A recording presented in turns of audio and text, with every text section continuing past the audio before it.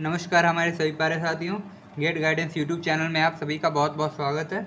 इस समय हम लोग material testing and construction practices के यूनिट 2 की स्टडी कर रहे हैं जिसमें हमारा अगला पार्ट है characteristics of an ideal paint, यानी कि एक आइडियल पेंट की क्या क्या विशेषताएँ होनी चाहिए, ये हम लोग यहाँ पर देखने वाले हैं। ये हम अपने बेसिक कॉमन सेंस से भी हम चाहें तो इसे लिख सकते हैं। जैसे इसमें पहला, good adhesion, it should stick well to the surface without peeling और फ्लैकिंग, यानी कि बिना सरफेस पर ये किसी प्रकार के डिफेक्ट के अच्छे से उस पर जो है फैल जाना चाहिए, अच्छे से उसको स्टिक किए रहना चाहिए। It should stick well to the surface, ये सरफेस पर अच्छी तरीके से चिपकना चाहिए। इनकी एडहेशन पावर, एडहेशन क्या होता है कि दो डिफरेंट मटेरियल के बीच जो उनको अट्रैक्ट करने की उनकी पावर होती है।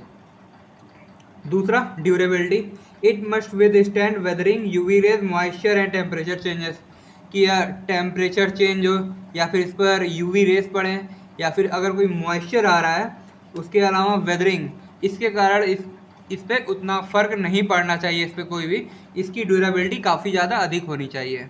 तीसरा है ओपेसिटी और हाइडिंग पावर, यानी कि it should cover the surface completely with fewer cost, यानी कि यह सरफेस के जो भी डिफेक्ट्स हैं या फिर सरफेस को ये काफ़ी प्लेन और स्मूथ बनाए और ये पूरे सरफेस को कवर करे विथ वेरी लो कॉस्ट, ये इसकी एक प्रॉपर्टी होनी चाहिए एक अच्छे पेंट की। Fourth one is quick dry, it should dry quickly after application to save time and prevent dust accumulation. देखिए होता क्या है कि जब हम लोग पेंट को लगाते हैं तो हम लोग चाहते हैं कि ये जल्द से जल्द सूख जाए, जिससे कि इस पर कोई भी जो डस्ट है, डस्ट पार्टिकल है, वो चिपक ना जाए। क्योंकि क्या होता है कि अगर पेंट देरी से सूखता है तो उस पर कई सारे हमारे डस्ट पार्टिकल्स आ सकते हैं, धूल इत्यादि हवाएं चलती रहती हैं। और इसके अलावा अगर जल्दी नहीं सूखा तो केवल इसी के चक्कर में हमारा काफ़ी टाइम भी वेस्ट हो जाएगा और इसके वजह से लेबर कॉस्ट भी इंक्रीज़ होगी और हमारे कंस्ट्रक्शन की कॉस्ट भी बढ़ेगी। इसलिए हम चाहते हैं कि जो हमारा पेंट है वो जल्दी से जल्दी सूख जाए, इसकी क्विक ड्राई हो। Next, smooth and uniform finish, it should provide a consistent and aesthetically pledging look, यानी कि इसके द्वारा जब हम लोग पेंट पर पेंटिंग करते हैं, इस पेंट के द्वारा सरफेस पर, तो यह एक ऐसा फिनिश दे जिससे कि मन को सुकून मिले, शांति मिले। Next, washability, it should be easy to clean without affecting the paint film, यानी कि अगर हम कभी पेंट किए गए सरफेस पर धुलते हैं, उसको क्लीनिंग करते हैं, तो यह पेंट को ख़राब नहीं करना चाहिए, इसकी किसी भी प्रॉपर्टी को, ना तो इसके लुक को। Next one, non toxic and eco friendly, it should not release harmful fumes and should be safe for users, यानी कि हम जो भी पेंट कर रहे हैं कहीं ऐसा ना हो कि उससे जो है हार्मफुल गैसेस निकले, हार्मफुल केमिकल्स निकले और वो हमारे हेल्थ को या फिर किसी भी तरीके से हमें और इन्वायरमेंट को अफेक्ट करे वो। Next one, resistant to fungal and bacterial growth, specially important for humid areas, यानी कि जिन एरियाज में नमी काफ़ी अधिक होती है, काफ़ी ज़्यादा वो पानी के कांटेक्ट में आते हैं, वहाँ पर फंगल और बैक्टीरियल ग्रोथ के चांसेस काफ़ी अधिक होते हैं। इस केस में हमें एक ऐसा पेंट चाहिए होता है जो कि इनको अपने सरफेस पर उगने ना दे। ये एक आइडियल पेंट की कैरेक्टरिस्टिक्स है। Next, economical, it should offer good coverage at a reasonable cost, यानी कि यह कम से कम कॉस्ट में काफ़ी ज़्यादा से ज़्यादा एरिया कवर करे अच्छे से, इसलिए it should be economical. Next, colour retention, it should not fade easily over time, समय के साथ पेंट की जो चमक होती है वो समय के साथ चली जाती है, तो इसकी चमक काफ़ी अधिक समय तक बनी रहे, ये एक अच्छे पेंट की कैरेक्टरिस्टिक होती है। बात करें अगर मैन्युफैक्चरिंग ऑफ पेंट की, ये कैसे बनाया जाता है, तो हम लोग colour pigment, base, dryer, thinner, vehicle और प्लास्टिसाइजर और फिलर, इन सबको आपस में ग्राइंड करके इनको वेहिकल के द्वारा मिक्स कर लेते हैं। देन अगेन इसे ग्राइंडिंग मिल में भेजते हैं। ग्राइंडिंग मिल में भेजने के बाद इसे थिनिंग टैंक में इसे पतला किया जाता है। उसके बाद इसको ट्रांसफ़र टैंक में भेज करके इसकी पैकेजिंग कर दी जाती है। ये जनरली आपसे एग्ज़ाम में नहीं पूछा जाता, चाहे तो आप इसे छोड़ भी सकते हैं। बात की जाए टाइप्स ऑफ पेंट की, तो पहला है प्लास्टिक पेंट। प्लास्टिक पेंट में बेस के रूप में प्लास्टिक पाउडर का यूज़ किया जाता है। In this type of paint we use plastic powder as a base. जैसा कि नाम से सजेस्ट है कि इसमें बेस के यूज में हम लोग बेस के रूप में प्लास्टिक पाउडर का यूज करेंगे। It is use for decorative purpose. Decorative purpose के लिए हमें जहाँ पर डेकोरेशन करना होता है वहाँ पर इस प्लास्टिक पेंट का यूज़ किया जाता है, जैसे कि ऑडिटोरियम, सिनेमा हॉल। नेक्स्ट है aluminium paint. Add extra aluminium substance and spirit varnish vehicle that is widely used for protective and decorative purpose. इसमें हम लोग नॉर्मल पेंट्स में एल्यूमिनियम सब्सटेंस को बेस के रूप में और स्प्रिट वार्निश को व्हीकल के रूप में यूज करते हैं, और वो भी काफ़ी अधिक मात्रा में। यह पेंट काफ़ी अधिक मात्रा में यूज किया जाता है प्रोटेक्टिव पर्पस के लिए as well as decorative purpose के लिए। It is a type of metallic paint. एक तरह का मेटेलिक पेंट होता है। इसके अलावा it has high reflectivity, corrosion resistance, weather resistance property. यानी इसमें हाई रिफ्लेक्टिविटी होती है, कोरोजन रेजिस्टेंस होता है और वेदर रेजिस्टेंस प्रॉपर्टी काफ़ी अधिक होती है। नेक्स्ट बात करें एस्बेस्टस पेंट की। In this paint extra asbestos material are used. इस तरह के पेंट में एक्स्ट्रा एस्बेस्टस मटेरियल यूज़ किए जाते हैं, जैसे कि this paint is highly used where acidic effects are high. ये पेंट काफ़ी यूज किए जाते हैं जहाँ पर एसिडिक इफेक्ट काफ़ी हाई होते हैं। और इसके अलावा फायर प्रूफिंग सरफेस पे अगर हमें ज़रूरत होती है वहाँ, या फिर स्टीम सरफेस पे, वहाँ पर हम लोग एस्बेस्टस पेंट का वाइडली यूज करते हैं। नेक्स्ट वन है cellulose paint. This paint is prepared with nitro cotton and cellulose material. यानी कि ये पेंट नाइट्रो कॉटन और सेल्यूलोज मटेरियल के मिला करके बनाया जाता है, जैसे कि मेथाइल और ethyl cellulose. It easily resist temperature variation. ये सेल्यूलोज पेंट टेम्परेचर वेरिएशन को काफ़ी आसानी से रजिस्ट कर ले जाते हैं। और इनका बात करें यूज कहाँ कहाँ किया जाता है, तो ये शिप में, मोटर में और व्हीकल्स में इनका काफ़ी अधिक यूज़ किया जाता है। बात करें अगर सीमेंट पेंट की, तो सीमेंट पेंट का जिक्र IS 5410 में इसको देखने को मिलता है। Snowcem is a colour cement which is used as cement paint. यानी कि स्नो कैम एक कलर सीमेंट होता है जो कि सीमेंट पेंट के रूप में काफ़ी वाइडली यूज़ किया जाता है। इसमें बेस के रूप में वाइट सीमेंट या फिर कलर सीमेंट का प्रयोग किया जाता है। व्हीकल और थिनर के रूप में वाटर का यूज किया जाता है। White cement is use for marble jointing, glass panel fixing. White cement का यूज मार्बल ज्वाइंट करने में करते हैं, या फिर ग्लास पैनल्स को फिक्स करना हो वहाँ पर हम लोग सीमेंट पेंट का यूज़ करते हैं। वहाँ पर हम लोग वाइट सीमेंट का यूज़ करते हैं। और इनके अगर एग्जांपल्स बात करें तो सैनिटरी पाइप्स। नेक्स्ट टाइप का पेंट है हमारा bituminous paint. It is used for underwater iron construction. यानी कि अगर किसी लोहे का कंस्ट्रक्शन अंडर वाटर में किया जा रहा है तो वहाँ पे उस केस में हम लोग बिटुमिनस पेंट का यूज़ करते हैं। Luminous paint, next one. Luminous paint is equal to calcium sulphate plus varnish. यानी कि नॉर्मल पेंट में हम लोग कैल्शियम सल्फेट और वार्निश को जब हम मिलाते हैं तो उस केस में हम लोग का ल्यूमिनस पेंट यूज होता है। ये एक तरह से चमकता है और इसका जो यूज़ किया जाता है वो रूट सिग्नल्स में किया जाता है, और इसके अलावा मेटल पेंटिंग्स में भी इसका यूज किया जाता है। नेक्स्ट पेंट है हमारा इनेमल पेंट। इसमें बेस के रूप में हम लोग वाइट लेड का यूज करते हैं और वाइट जिंक का यूज करते हैं। This paint represent high quality. ये पेंट काफ़ी हाई क्वालिटी का होता है। They are not affected by acid, base, alkalies, hot water and cold water. ये सभी पेंट न तो आपके एसिड से प्रभावित होते हैं, न बेस से अच्छे से प्रभावित होते हैं, न तो एल्कलीज इनका कुछ बिगाड़ पाती हैं, न तो हॉट और कोल्ड वाटर का इस पर कोई इफेक्ट पड़ता है। यहाँ पे एक नोट पॉइंट ये है, varnish is used as vehicle in enamel paint.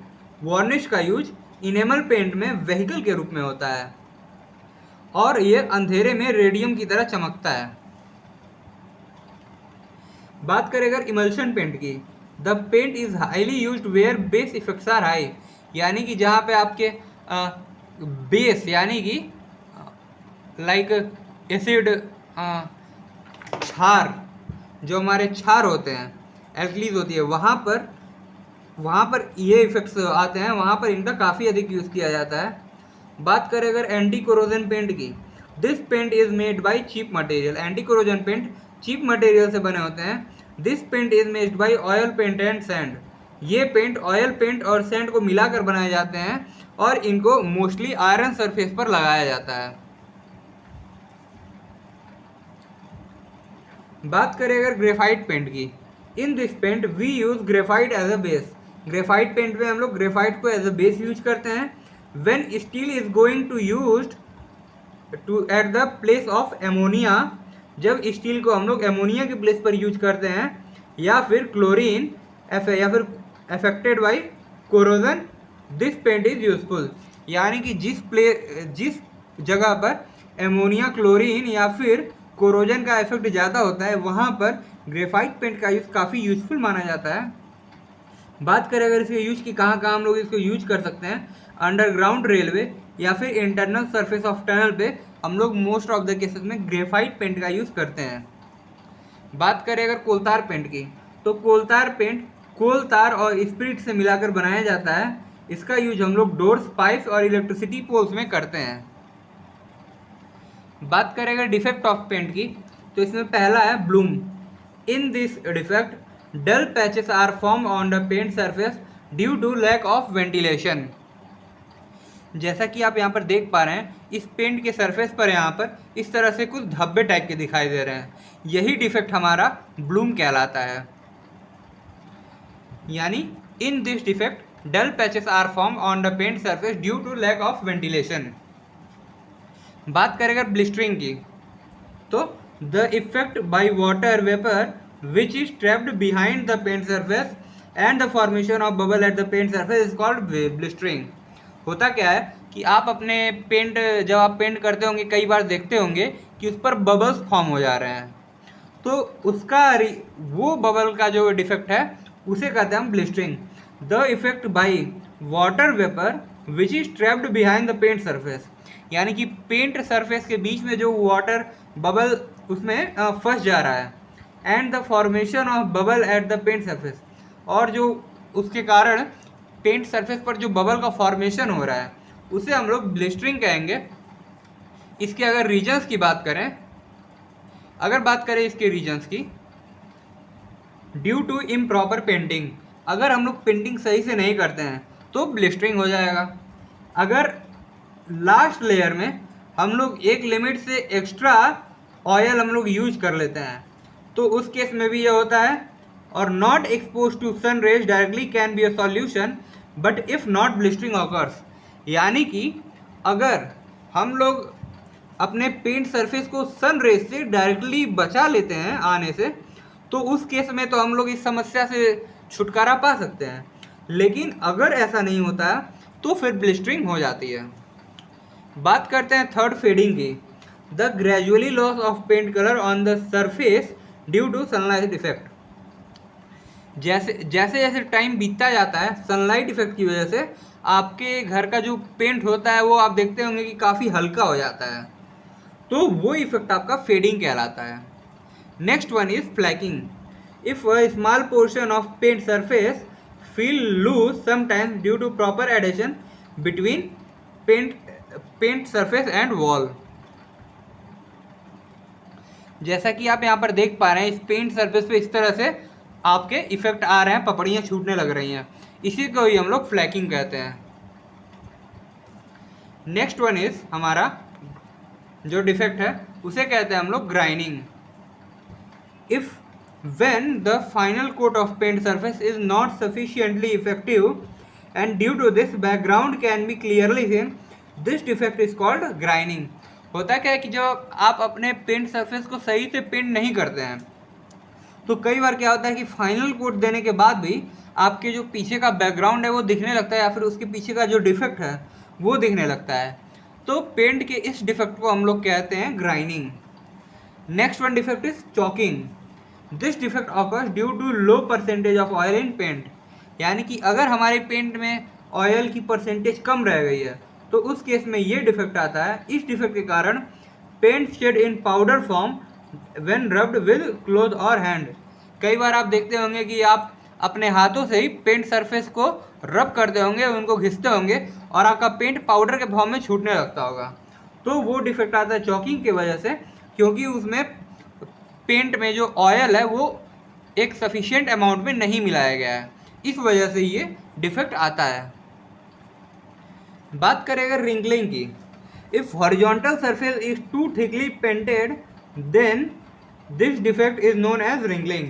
यानी कि अगर इसका हॉरिजॉन्टल सरफेस काफ़ी मोटा पेंट कर दिया गया है तो ये डिफेक्ट रिंकलिंग के नाम से जाना जाता है। बात करें अगर स्पोनिफिकेशन की, the formation of soap patches on the paint surface due to chemical action of alkalies. जहाँ पर एल्कलीज होती हैं वो पेंट के साथ रिएक्शन करके सोप पैचेस को फॉर्म कर देती हैं और इस डिफेक्ट को ही स्पोनिफिकेशन कहा जाता है। बात करें अगर सैगिंग की, when a vert and inclined surface is too thickly painted. यानी कि जब कोई एक इंक्लाइंड सरफेस ऐसे है और इस पर काफ़ी मोटा पेंट कर दिया जाएगा तो ये नीचे की तरफ बहने लगेगी और इस डिफेक्ट को ही हम लोग सैगिंग कहते हैं। जो लास्ट डिफेक्ट है वो है crazing and crocodiling. Sometimes linear cracks are developed also called hair cracks. आप देख पा रहे हैं पेंट में इस तरह से आपके हेयर क्रैक्स आ जाते हैं कई बार। स्मॉल एरिया अफेक्टेड क्रेजिंग, अगर ये अफेक्शन आपका छोटे एरिया में हो रहा है तो फिर उसे हम लोग क्रेजिंग कहेंगे, और यदि यह एरिया का अफेक्शन काफ़ी बड़े एरिया में हो रहा है तो फिर इस डिफेक्ट को हम लोग कहेंगे क्रोकोडाइलिंग। इसके साथ ही हमारा ये जो पेंट सरफेस है ये पूरी तरह ख़त्म होता है पेंट टॉपिक। अब हम लोग नेक्स्ट वीडियो में पढ़ेंगे डिस्टेम्पर और वार्निश के बारे में। तो आप इस वीडियो को लाइक करें, सब्सक्राइब करें, अपने दोस्तों के साथ शेयर करें, और पीडीएफ के लिए आपको टेलीग्राम में नंबर दे दिया गया, उस पर आप कांटेक्ट करें। धन्यवाद।